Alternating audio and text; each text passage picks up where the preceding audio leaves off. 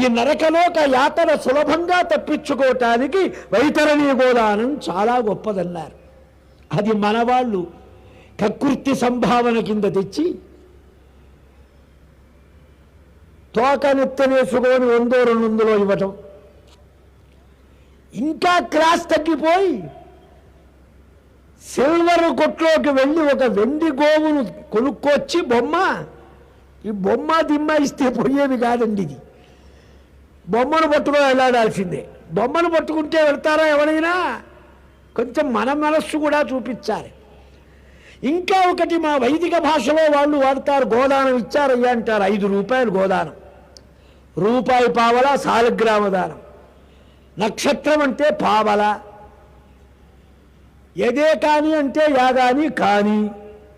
కొన్ని మనవాళ్ళు పడికట్టు మాటలు పెట్టారు. ఇవన్నీ గౌణాలు.